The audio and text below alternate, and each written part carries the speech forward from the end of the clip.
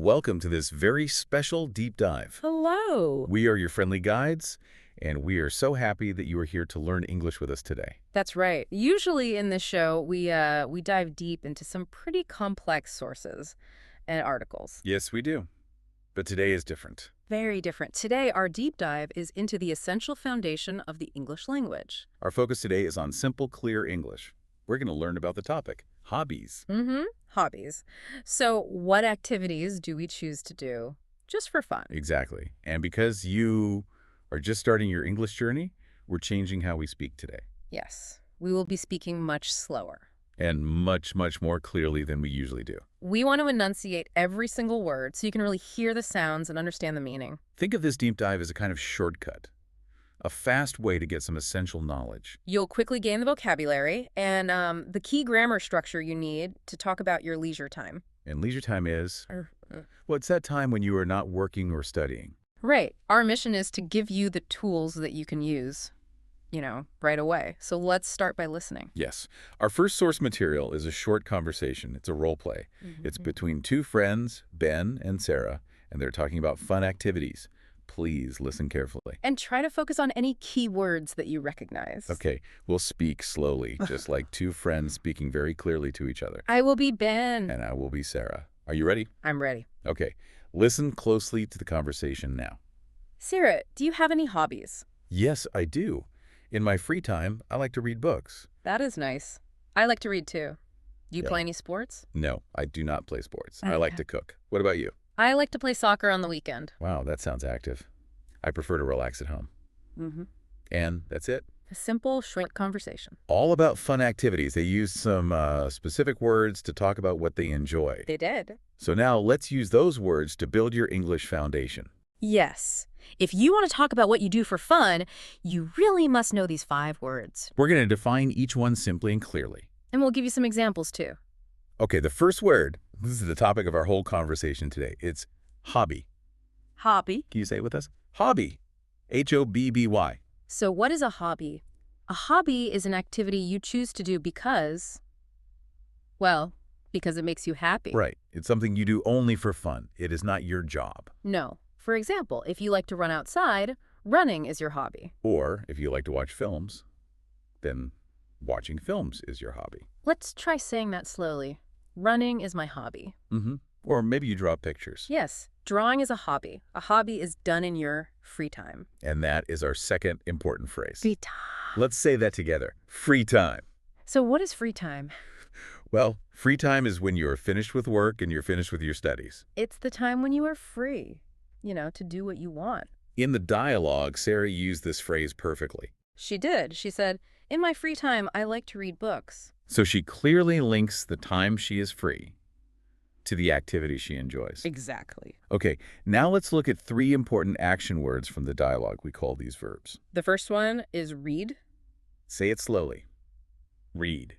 To read is the action of looking at letters and words and understanding the meaning. We read books, like Sarah does. We read newspapers. We read instructions on a box. Right. Let's say this together. I read a book. We read so many things. Actually, here's a little anecdote.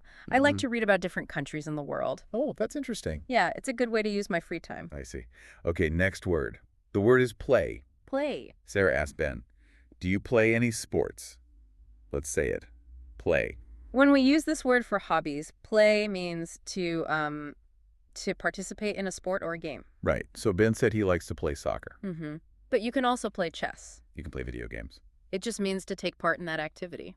Let's practice a question and an answer. Repeat after me, very slowly. Do you play soccer? And now try to answer, yes, I play soccer. Very good. Okay, our final key vocabulary word from that dialogue is cook. Cook, Sarah said.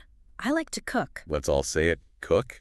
To cook is simply the action of making food. So, if you make breakfast for your family, You cook. if you make dinner, you cook. It's that simple. Think of it this way. You take ingredients. And you use heat or preparation to make a meal. That action is to cook. Let's try saying this full sentence with us slowly. I like to cook dinner. Perfect. So we have now built our foundation with 5 essential words. Subby. Free time, Read. play. And cook. Listen to them one more time, and maybe try to repeat them in your head. Hobby, free time, read, play, cook. Okay. So now you have the building blocks. Right. This is where we make the true deep dive into English structure. How do we put these words together to talk about our likes and dislikes? Yes, this is our grammar focus. And what's fascinating here is that English has a very, very simple formula for expressing hobbies. What is it? We use the phrase like to. Like to. Okay. So if you want to share your hobby, you use this simple pattern. A simple pattern. Subject plus like to plus verb. And the verb is the action word, right? Like read or cook. Exactly. For example, I like to read books. I see. The subject is I. The action is read. And we connect them with like to. Let's try saying that sentence slowly.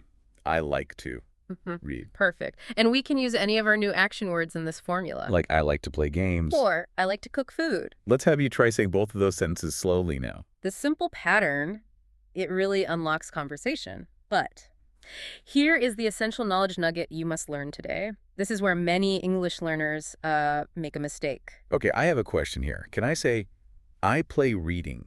Ah. Because sometimes, in other languages, the word play is used a little differently. Is read a sport? That is an excellent question.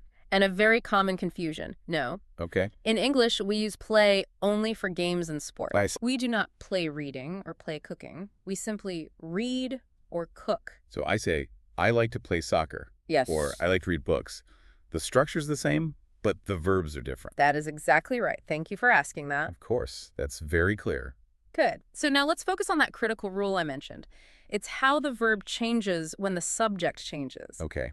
So not talking about I anymore. Right. When the subject is he or she, meaning, one other person, we must always add the letter S to the end of the word like. This is very, very important, so listen carefully. If we talk about Ben, we cannot say he liked to play soccer. That is incorrect. Incorrect. What do we say? We must say he likes to play soccer.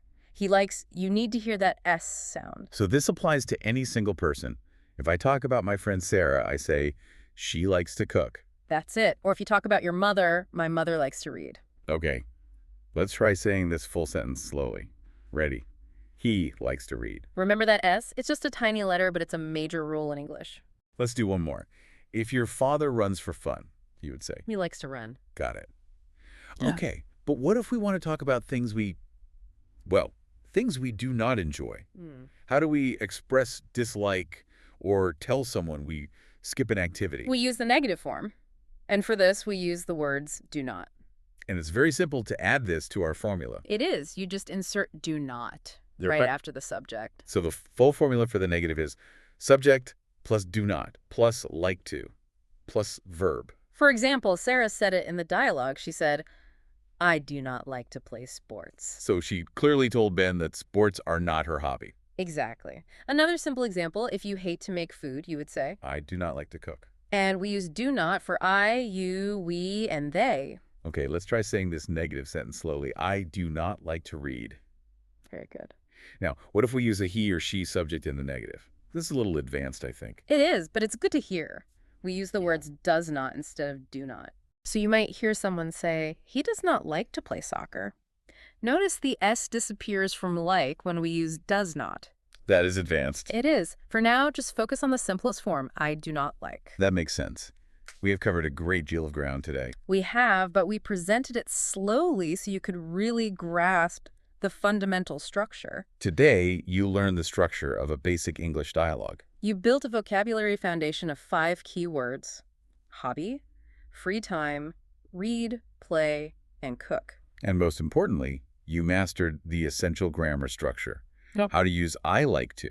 The critical difference with he or she likes to. And how to form the negative using I do not like to. But knowledge is most valuable when you use it, so your mission now is to apply what you learned. Immediately. Yes. Practice using these structures. Think about your own life. Think about your own free time. And here's our final thought for you. If you meet Ben or Sarah today, what would you tell them you like to do in your free time? Try to answer that question out loud. Use a full English sentence like, I like to. Use your new English knowledge to answer that question for yourself. That's your homework. Thank you for learning English with us today in this deep dive. Practice slowly, speak clearly. And we'll talk again soon. Goodbye.